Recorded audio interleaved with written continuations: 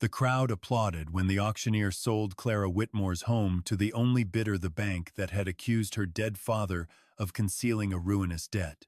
Alistair Vane then handed Clara a rusted key and announced that Bellweather Baths would settle the remaining balance. Laughter followed. The abandoned bathhouse had collapsed ceilings, cracked pools, and a water connection officially severed 12 years earlier. But Clara had spent her childhood helping her father measure pressure and trace buried mains. When she entered the pump room, she noticed that every gauge was frozen except one. Its needle moved whenever the church clock struck the quarter hour. Vane offered to purchase the bathhouse back that same afternoon. Clara refused, and for the first time, the banker's confident smile disappeared. The auction took place in October 1875, beneath striped awnings in Bellwether's Market Square. Vane had chosen Market Day. He wanted farmers, shopkeepers, and mill overseers to hear the charge against Henry Whitmore, repeated by a licensed auctioneer. According to the bank, Henry had hidden 312 pounds of liabilities inside municipal pipe accounts. The sum included a precision regulator, copper tubing, 8 pressure clocks, and years of maintenance no current official remembered ordering. Henry died before the bank demanded payment. Clara found no personal loan agreement, only invoices bearing local board initials and her father's countersignature as surveyor. The board disowned the purchases. Vane called the countersignature a guarantee. Lionel Avery, Clara's solicitor, called it a dispute she could not afford to litigate while interest accumulated. The Whitmore house sold for £100 below 2 independent valuations. The bathhouse deed gave Clara legal title to the building, yards, gauges, pipes, time conduits, and any service rights attached to them. Vane treated the final phrase as meaningless. His offer to buy the property back proved that he did not believe his own performance. Clara had £8 11 shillings after auction costs. £20 would rent a decent room for a year. Instead, she carried her trunk up Bellweather Hill and entered a ruin the crowd valued less than a dry stable. The moving gauge occupied the end of a brass manifold beneath the label Standard Line. Clara expected water behind it. When she opened the tiny draincock, only cool, dry air escaped with a smell of old leather and clock oil. The church bell struck 3.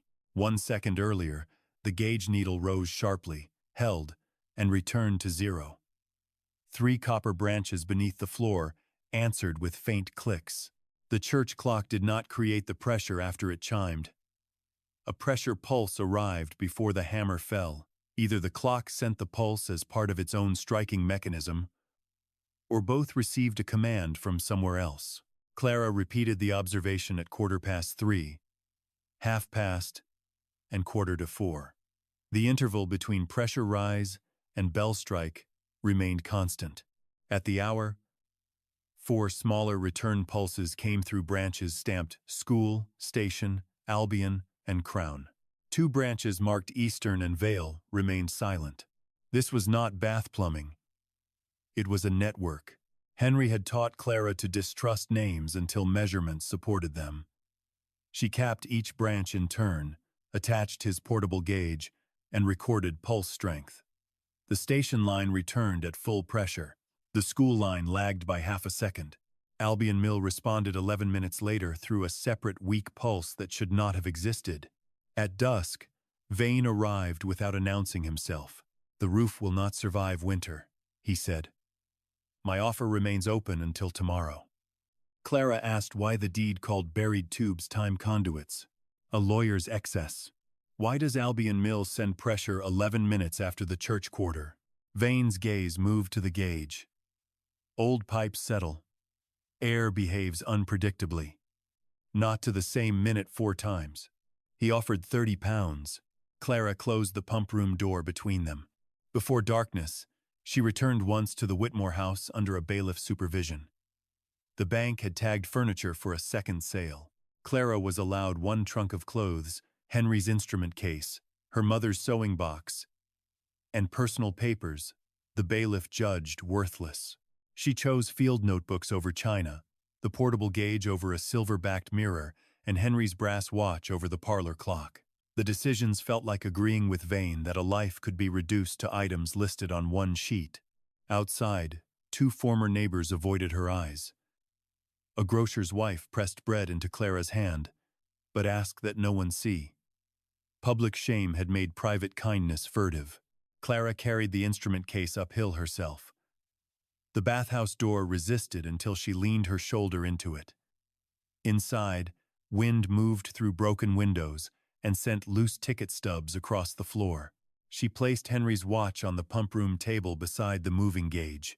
One had been taken from a home. The other remained in a building everyone called dead. Both kept measuring.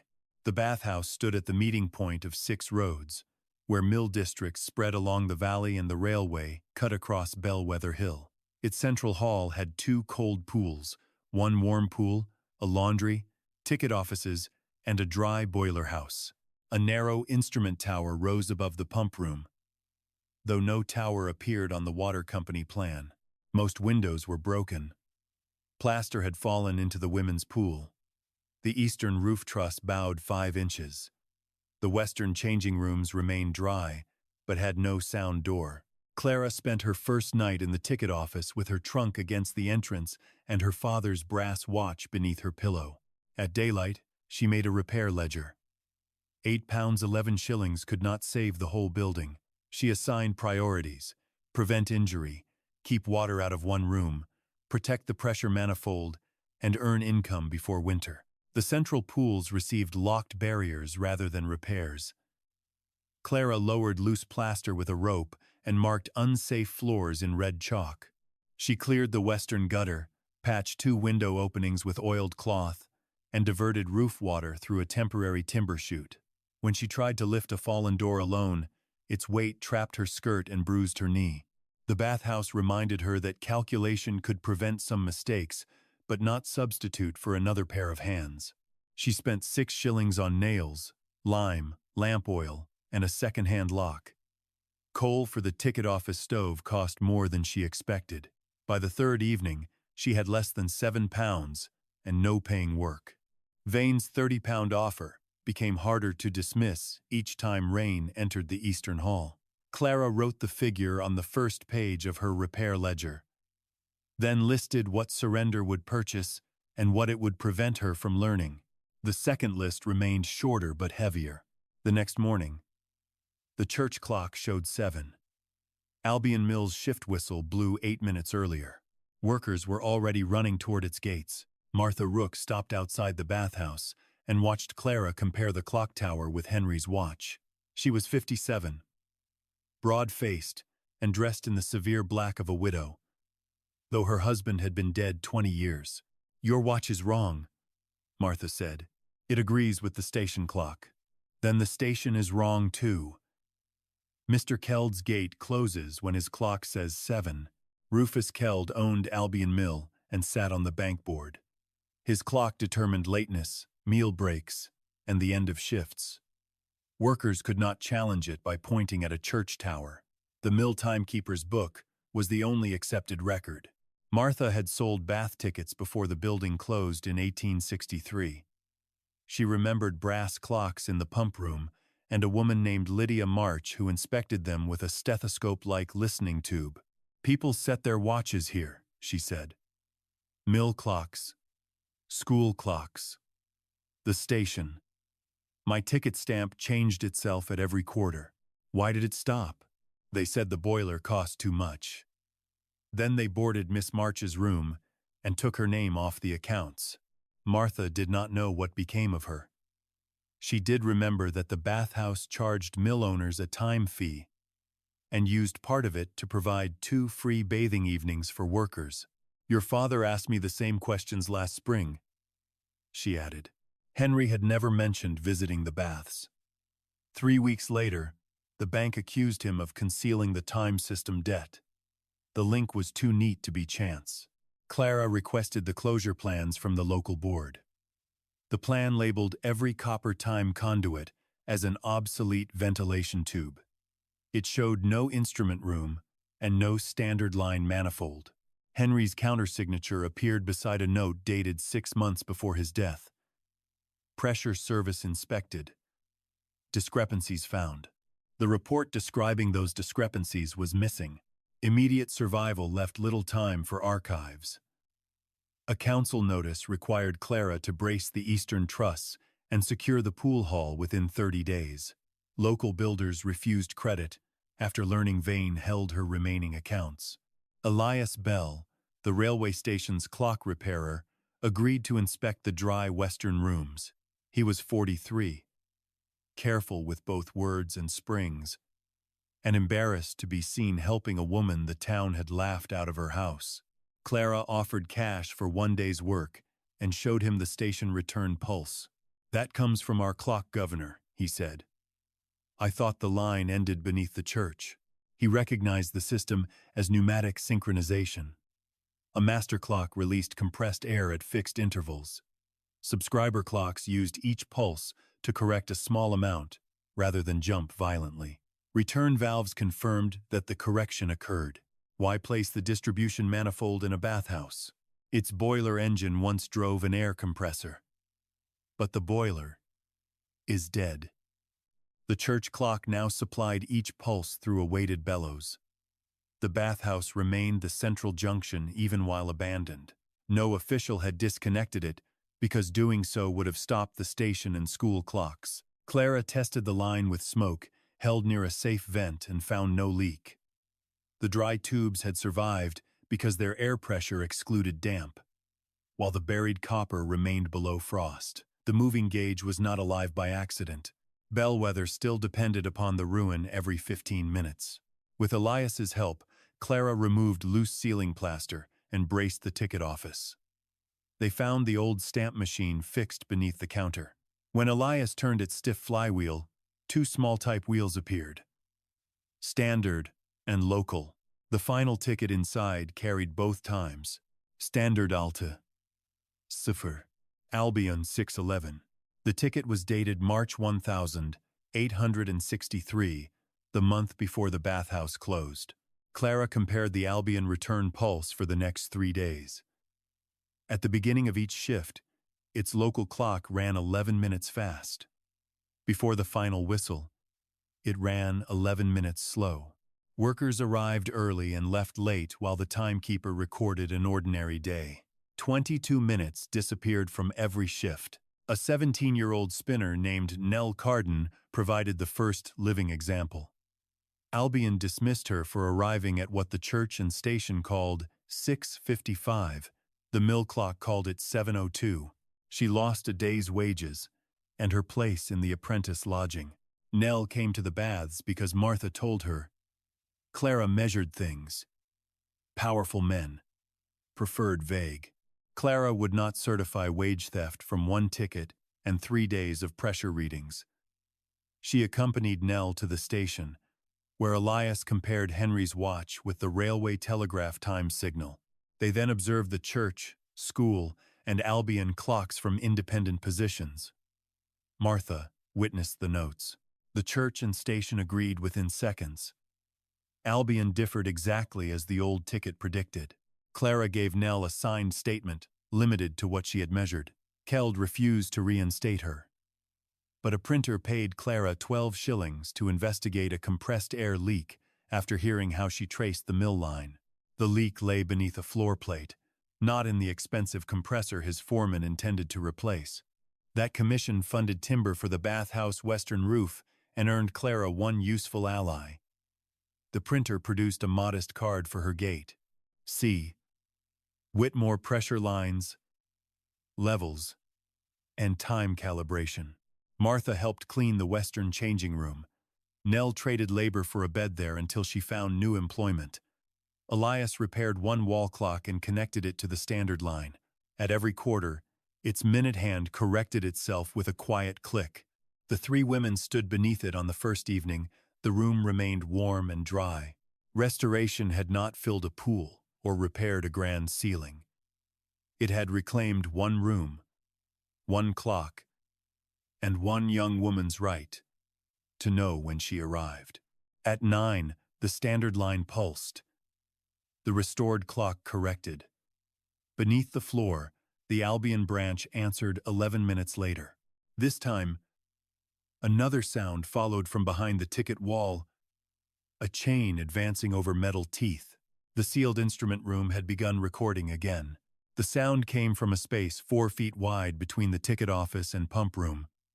On the closure plan, the same space was divided into shallow linen cupboards. Clara measured the wall and found each cupboard only 15 inches deep.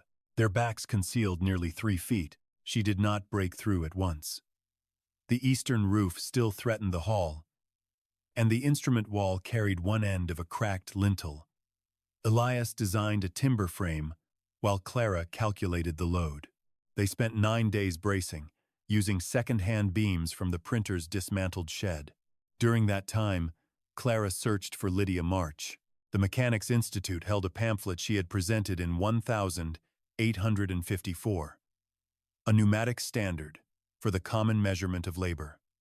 Lydia described one master clock, a compressed air pulse every quarter hour, and subscriber clocks fitted with correcting diaphragms. A return pulse verified the correction and advanced a permanent recorder at the central station. Lydia was the daughter of a watch finisher who lost most of his hearing. She learned to diagnose movements through vibration and built her first pressure clock so her father could see a pulse he could no longer hear. Mill owners initially welcomed the invention because synchronized machinery reduced missed deliveries and railway confusion. Their enthusiasm weakened when Lydia insisted that the same standard be visible to workers. Letters preserved with the pamphlet showed her arguing over the placement of clocks. Owners wanted them inside counting houses. Lydia required public dials at gates, schoolrooms, the station, and baths. She also required subscriber returns to be recorded at a neutral central room. A clock hidden from the person whose wages it measured, she wrote, was an instruction rather than a standard. The Society of Arts praised her ingenuity, but suggested that commercial management be entrusted to gentlemen of established standing. Peter Vane became financial custodian. Lydia retained technical control only while the trust remained solvent. The history explained why the Bathhouse and Time Network had been joined. Free washing evenings attracted workers to the same building that displayed the common hour. People could compare watches, collect stamped tickets, and ask why a mill dial differed. The property was not merely a convenient boiler house. It was the public witness to the system. Her argument was as important as the machine. Factory time, she wrote, should not belong exclusively to the man who paid the wages. A public standard allowed workers, schools, railways, and employers to measure the same hour. The pamphlet listed subscribers to the Bellweather Baths and Standard Time Trust. Hundreds of workers paid a halfpenny each week. 6 mills, the railway, the church, and the school paid annual service fees. Bathhouse income maintained the compressor, public clocks, and free washing evenings. Lydia served as instrument keeper. The list ended in 1862. The next volume contained a notice from Peter Vane, Alistair's father, declaring the trust insolvent because of excessive technical liabilities. The Bathhouse closed the following year. Mill owners retained their clocks but no longer paid the public service fee. Clara carried the pamphlet to Lionel Avery. He found a reference to Trust Scheme 72, approved under charitable trust supervision in 1854. The scheme itself was not held locally. A certified copy could be requested from London, but the response might take weeks. Your deed grants time conduits, Avery said. That may give you a service right. It does not make you trustee of a charity. Who is? The current papers name the bank as custodian. Mr. Vane will say the trust ended with insolvency. Can a custodian end fees, keep equipment working, and call only the public part insolvent? That is the useful question. We need accounts to answer it.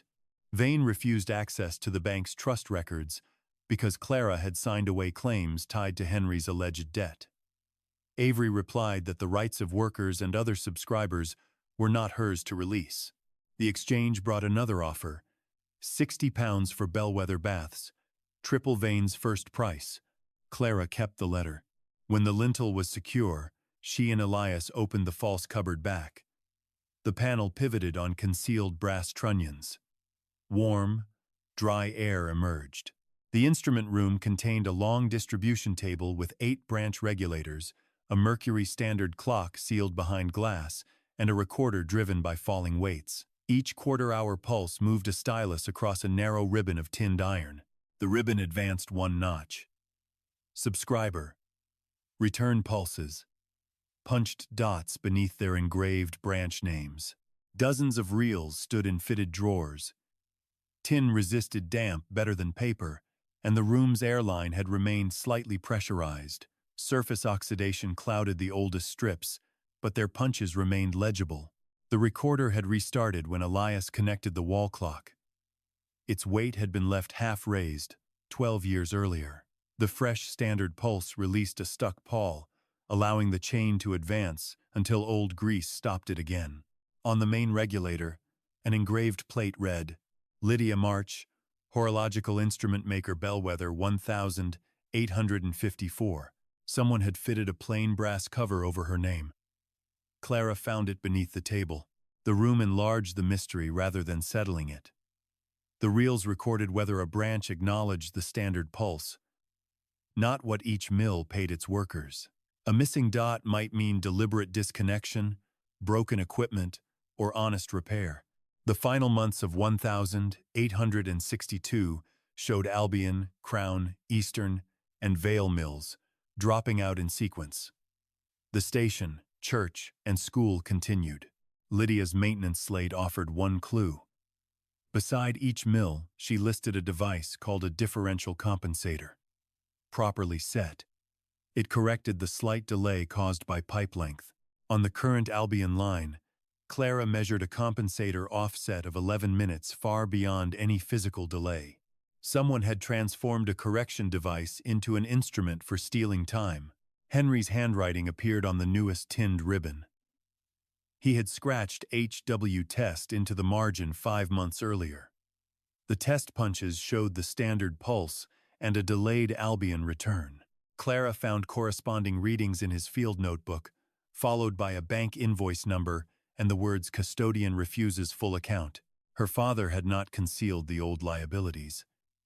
He had discovered that equipment charged to him was part of a still operating, charitable service. Clara copied the ribbons by making wax impressions under Avery's supervision. Elias drew the regulators. Martha identified the ticket stamps and testified that Lydia locked each completed reel in the drawers at week's end. Nell collected recent mill time cards from workers willing to risk dismissal. The evidence began to connect engineering records with wages. Rufus Keld responded by changing the Albion shift whistle. It now sounded at the church hour, but the gate clock remained fast in the morning and slow at night. Workers who trusted the whistle arrived on time. Workers who looked only at the gate clock appeared late. The confusion was deliberate and difficult to prove from memory. Clara needed a public standard that did not depend upon a mill owner. Elias arranged for the railway telegraph clerk to mark Greenwich time at noon. Each day, Clara carried Henry's watch to the station, set it at the signal, and returned to the bathhouse. She mounted the restored standard clock where it could be seen from the gate, and posted a signed table comparing the church, station, school, and mill clocks. The table used no accusations. It stated observed differences, locations, and witnesses. Within a week, workers gathered outside at shift changes. They set cheap watches, copied readings, or asked Nell to write the time on scraps of paper. Martha rang a handbell at the standard hour. The bathhouse became useful before a single pool held water. Clara organized the observations as if they were a survey. 2 workers watched the church. 2 watched the station. Separate pairs watched each mill gate. And none saw the other's notes until Martha collected sealed slips. Weather, whistle time, gate time, and the standard pulse were recorded in fixed columns. The first days produced contradictions. One man copied the wrong clock face. A girl confused the morning and afternoon cards. A mill whistle sounded late because its rope broke, not because anyone altered time. Clara rejected those observations instead of choosing only the ones supporting her case. The cleaner pattern survived. Albion's gate clock advanced before entry and retarded before departure. Eastern varied by 8 minutes. Vale varied by 6. Crown's clock showed no stable relation to the standard pulse because its return line was disconnected. Workers began understanding why evidence required patience. They also saw that Clara would discard a useful claim if the method behind it failed. That earned fewer cheers than accusation, but stronger witnesses. Keld sued Clara for injuring Albion's reputation. Eastern and Vale Mills canceled small survey work she had arranged through the printer. Vane persuaded the local board that crowds at the gate obstructed Bellweather Hill Road. The board limited gatherings to 10 people. Clara moved the standard clock inside the gate and admitted workers in groups of 10. Nell's petition to the factory inspector included 23 time cards. At Albion, the recorded shift length looked lawful. Compared with independent standard observations, workers spent between 16 and 22 extra minutes inside the gates on most days. The individual loss was small enough to seem petty. Across hundreds of workers and years, it became thousands of unpaid hours. Not every worker supported the petition. Older men feared the mill would close. A spinner named Josiah Meek said Keld's clock had fed Bellweather longer than Clara's principals had. Others suspected that Nell wanted revenge for dismissal. The division prevented the story from becoming a simple uprising of grateful victims. The petition itself cost people. Keld moved 3 signers to lower-paid work and denied overtime to 2 others. He never mentioned the time inquiry. No rule required him to explain ordinary management decisions. Clara used 14 shillings from new commissions to keep Nell in food and lodging while she sought another apprenticeship. Martha objected that the bathhouse could not become relief for every worker Keld punished. Clara agreed and helped create a small witness fund from voluntary pennies, with each payment posted publicly. The fund lasted 12 days. Its failure taught them the difference between a moral promise and a sustainable institution. If the trust were restored, it needed regular fees, written rules, and shared control. Courage alone could not pay rent for everyone who testified. Clara's choice became harder when Vane returned the Whitmore house key. He set it beside the instrument room door. "Withdraw the timetable, surrender the reels, and I will cancel your father's debt. You told the auction crowd the debt was certain. I am offering mercy, not doubt. Then show me the bank entry that paid for Lydia March's equipment." Vane looked into the instrument room. Old machines inspire extravagant stories. Those workers will abandon you when wages stop. Perhaps. They still deserve the correct hour. He left the key. Clara deposited it with Avery as evidence of the offer. The factory inspector scheduled a public calibration at the church hall. Clara would compare the master clock, station time signal, bathhouse recorder, and 4-mill clocks in front of owners and worker representatives. If the system behaved as her readings predicted, Keld's libel action would weaken and the wage petition would proceed. For 2 weeks, Clara prepared. She tested pipe pressure at different temperatures, calculated transmission delay for each branch, and made duplicate charts. She asked Elias to examine the church bellows. The church warden refused access, saying Vane and County Bank paid for the clock's recent maintenance. Clara treated the refusal as suspicious but not proof. On the morning of the calibration, the railway telegram arrived at 11:57. Elias set the station clock. Clara set Henry's watch and the portable pressure chronograph. At noon, the church clock, station clock, and bathhouse standard appeared to agree. The inspector asked her to declare the church clock the master reference. Clara hesitated. The network diagram and Lydia's pamphlet both described it that way. Every recent observation had shown agreement within seconds. She signed the declaration. At the first afternoon quarter, the church bell struck. The bathhouse gauge moved. Albion returned 11 minutes late, exactly as Clara predicted. Then the telegraph clerk entered, carrying a correction. The noon Greenwich signal received at Bellweather had been copied accurately. The station clock agreed with it, but a second comparison from the next junction showed the church and bathhouse standard were now 9 minutes slow. Vane asked Clara which time she had posted for workers that morning. She looked at Henry's watch. In the crowded preparation, Elias had reset it from the church dial after checking the station mechanism. The bathhouse table, wall clock, and all of Clara's signed sheets used the sabotage church time. Her public standard was wrong. Vane did not need to prove the mill clocks honest. He needed only to prove Clara fallible. The hall turned against her with the speed of embarrassment seeking a target. Keld's counsel asked whether every wage comparison Clara had made should now be considered 9 minutes in error. She answered that most earlier tables had been checked against the railway signal, but the distinction drowned beneath voices from the gallery. The factory inspector adjourned the calibration. He did not dismiss Nell's petition, yet Keld announced that Albion would close for a week if workers continued. Agitation founded on a broken clock. Men who had supported Clara outside the baths asked her to remove their names. At the libel hearing the following morning, Keld obtained an order preventing Clara from posting further claims about Albion time until the apparatus could be examined. The court directed that the disputed 1,862 recorder reels be placed in neutral custody. Vane volunteered the bank's strong room. Avery objected, but the magistrate saw a stone vault and an established institution, not the man whose interests filled the case. Bailiffs removed the original reels from Lydia's room. Clara retained wax impressions, measurements, and witness statements. Without the metal records, Vane could describe each copy as her interpretation. The local board then refused to extend the dangerous building deadline.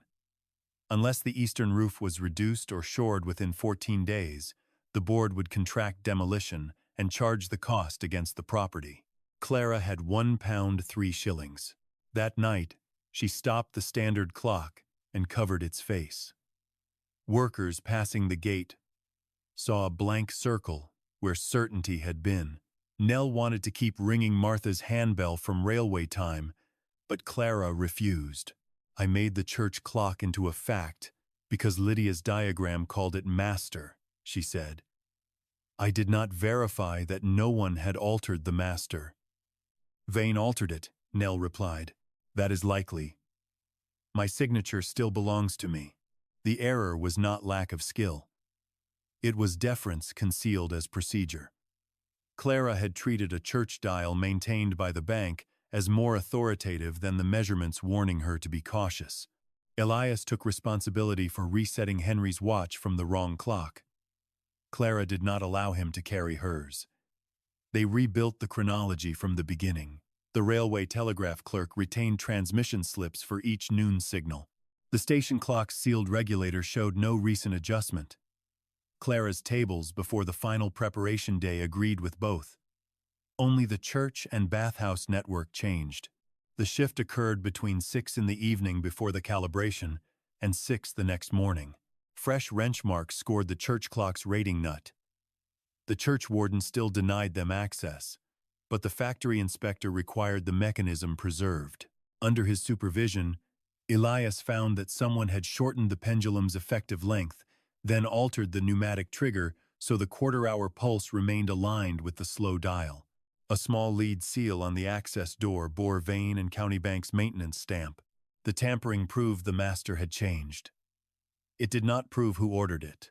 Clara turned to the dead gauge. Its needle had moved faithfully, even when the time it represented was false. She removed the face to inspect whether its own zero had shifted. Behind the dial lay a second silvered ring engraved with 8 subscriber names and their allowed transmission corrections. Station, 4/10 of a second. School, 6/10. Albion, 9/10. No legitimate branch required 11 minutes. Lydia had placed the authorized corrections inside the gauge, so future instrument keepers could test replacement compensators. Vane had offered to repurchase the baths within hours of Clara noticing the needle because he knew the calibration standard survived there. At the bottom of the ring, tiny letters referred to Trust Scheme 72 and Standard Instrument Register 14. Avery sent the reference to London. He also demanded the bank produce Henry's alleged debt entry, the trust service accounts, and invoices for every compensator installed after the baths closed. Meanwhile, Clara needed to save the building. Martha organized a subscription, but Bellweather did not suddenly become generous. Workers gave pennies. Shopkeepers gave reasons not to. The printer advanced £1 against future pressure work. Elias pledged wages he had not yet earned. Solomon Pike, a roofer who distrusted unions and time petitions equally, inspected the eastern truss. "You cannot save that span for what you have," he said. "Can we lower it without losing the west wall?" They designed a controlled dismantling that preserved the central hall and instrument room. Clara sold her mother's brooch to buy rope and pay 4 men. Over 11 days, they removed broken slates, ceiling lath, and the failed upper cord. The eastern pool remained open to the sky, but the dangerous load no longer threatened the rest of the bathhouse. The board surveyor accepted the work. It looked like defeat from the road. Half a roof had vanished. Inside, the rooms that mattered stood safer than before. The packet from London arrived on the 12th day. Trust Scheme 72 established the Bellweather Baths and Standard Time Trust in 1854. Worker subscriptions and institutional fees funded public baths, time distribution, instrument training, and an independent standard for wage disputes. The bathhouse owner served as operating keeper. 2 worker representatives and 1 municipal representative shared trusteeship. Vane and County Bank held money as financial custodian only. The scheme had never been dissolved. Peter Vane's insolvency notice lacked Charity Commission approval and therefore did not extinguish the trust. The bank could suspend grants during genuine shortfall, but it could not take the fees, conceal the apparatus, or transfer maintenance liabilities to an individual surveyor. Clara's deed made her the operating keeper, subject to appointment of the other trustees. The time conduits and annual subscriber fees ran with the service, not with the bank. Standard Instrument Register 14 contained Lydia's original specifications. It confirmed every correction engraved inside the gauge.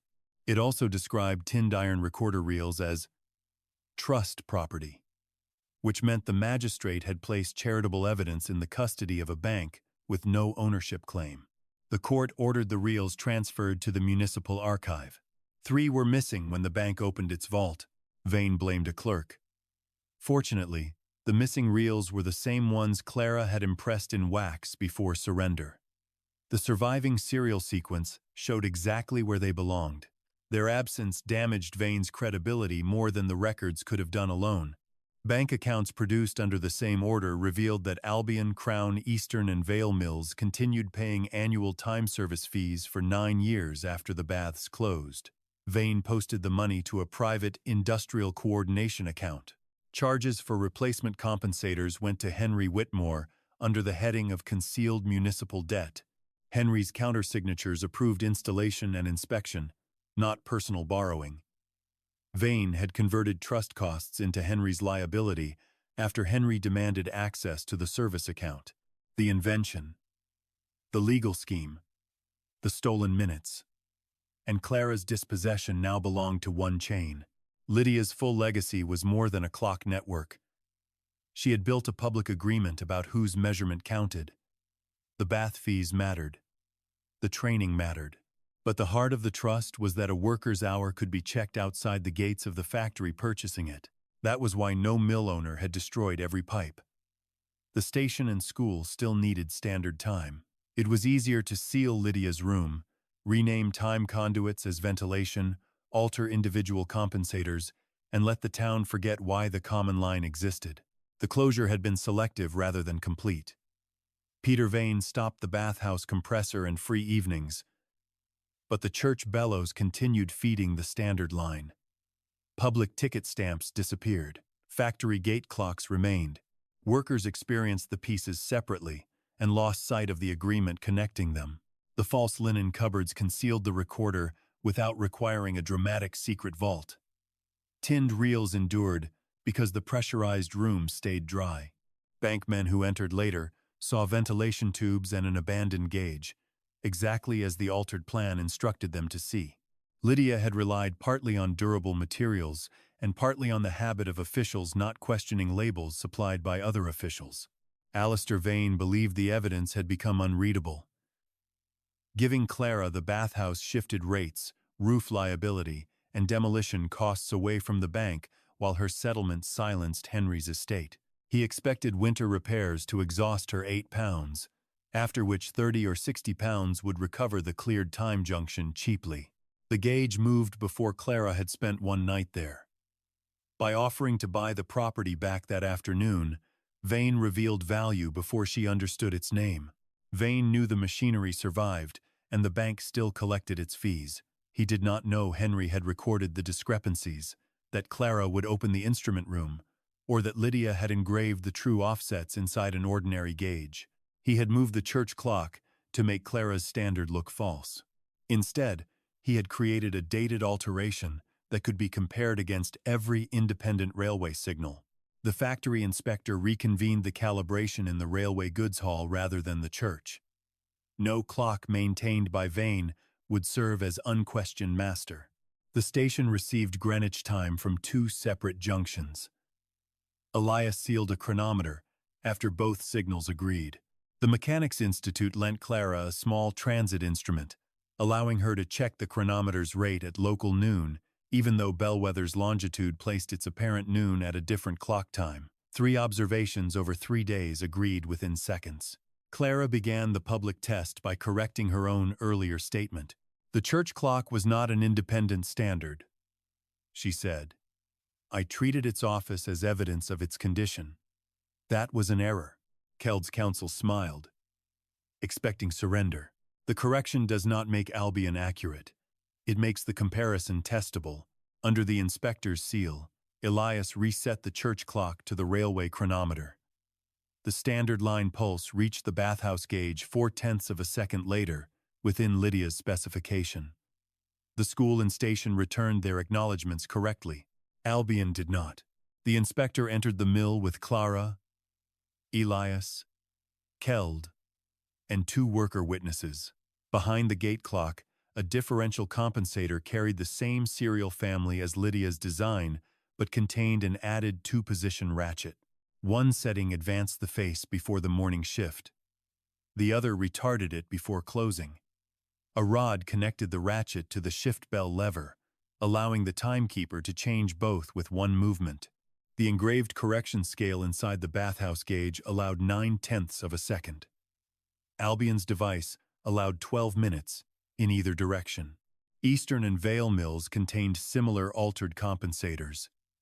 Crowns had been disconnected, and its clock set by hand. Purchase invoices showed that Vane and County Bank ordered the changes through a Birmingham instrument dealer and charged them to Henry Whitmore. Keld claimed the double setting merely coordinated machinery starts. Nell placed her dismissal card beside the mill rule, requiring workers to obey the gate clock for entry, meals, and departure. 23 other cards showed identical discrepancies. The bathhouse wax impressions recorded the delayed return pulses. Railway transmission slips established the independent standard. Lydia's register established the lawful correction. No single item proved years of theft. Together, they left little space for accident. The inspector asked the Albion timekeeper to operate the shift lever. The clock jumped 11 minutes. A murmur passed through the goods hall when the witnesses returned.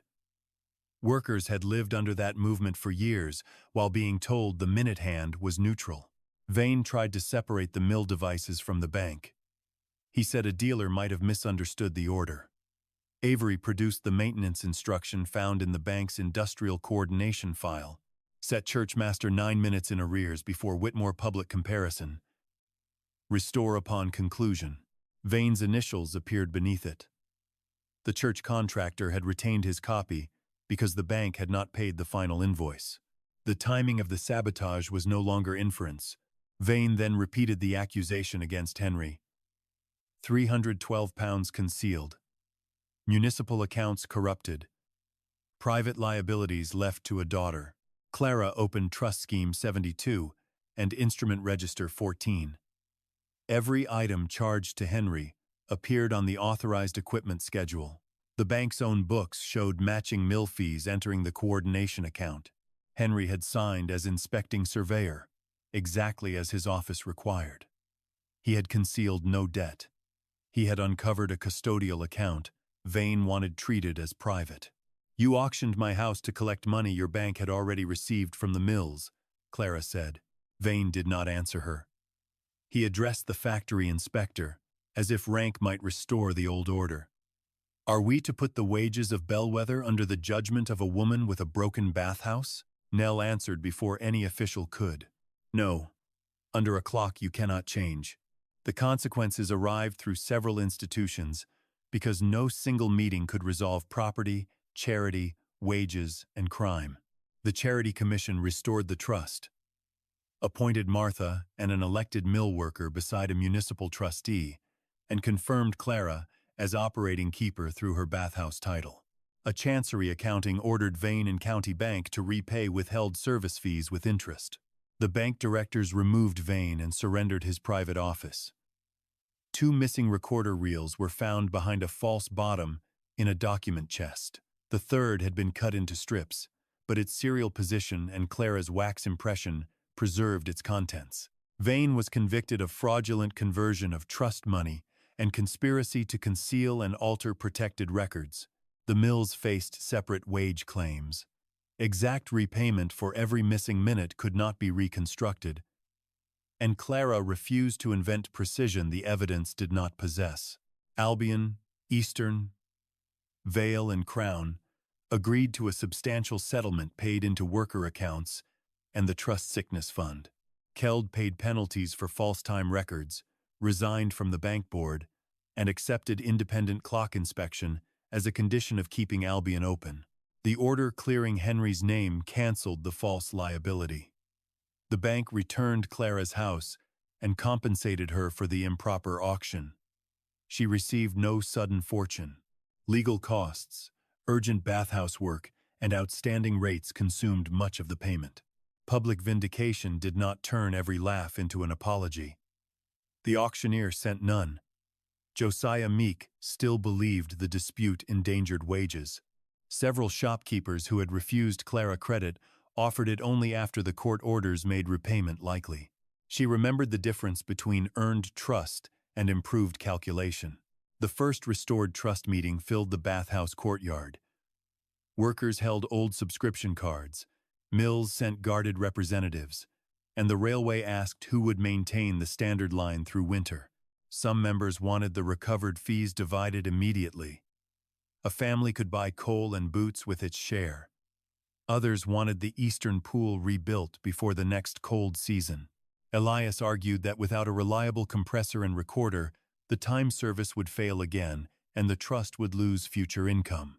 Clara proposed 3 funds: urgent relief, building stabilization, and time service renewal. No money could move between them without signatures from the worker, municipal, and operating trustees. Every subscriber fee, repair cost, and clock discrepancy would be posted publicly. The plan gave no faction everything. It passed by 7 votes. Restoration took 19 months. The eastern wing remained roofless through the first winter, protected by temporary drainage and a masonry partition. Solomon Pike's crew rebuilt its principal truss in spring using seasoned timber rather than the cheaper green wood a contractor offered. The central ceiling received plain lime plaster. Decorative urns and colored glass waited. The trust installed a modest steam compressor in the dry boiler house. The church bellows remained as backup, but neither church nor bank controlled the only source of pressure. A new recorder punched 2 tinned ribbons at every quarter, One stayed in Lydia's instrument room, and one went monthly to the municipal archive. The station telegraph checked Greenwich time each noon. A small transit observation checked the rate each week. Subscriber clocks carried sealed compensators. Mill devices could be opened only in the presence of a worker representative and an independent instrument keeper. If a branch failed to return its pulse, the discrepancy appeared on the public board before the next shift. Every 3 months, the trustees compared the posted readings with railway transmission slips and worker time cards. The audit was deliberately repetitive. Lydia's invention had failed socially. When Bellweather stopped performing the ordinary checks that made its machinery accountable. Time service fees from mills, shops, the railway, and the school paid for technicians and supported the baths. One warm pool reopened first. Workers used it at reduced rates. Other residents paid enough to help with fuel. The former Western changing room became a classroom in pressure, clock maintenance, drawing, and careful record-keeping.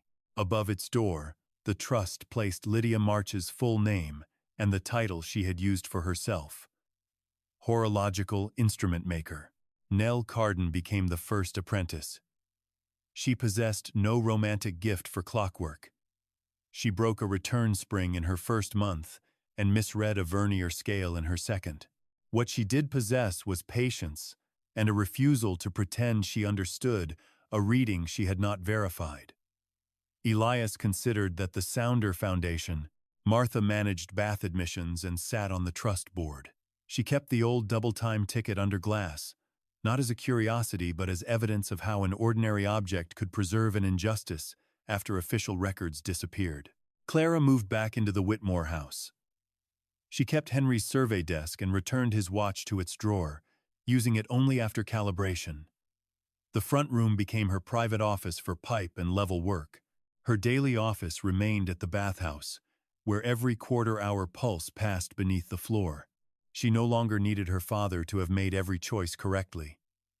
Henry had trusted board initials when he should have demanded copies and independent custodians. He had also recognized the stolen minutes and continued measuring after powerful men told him to stop.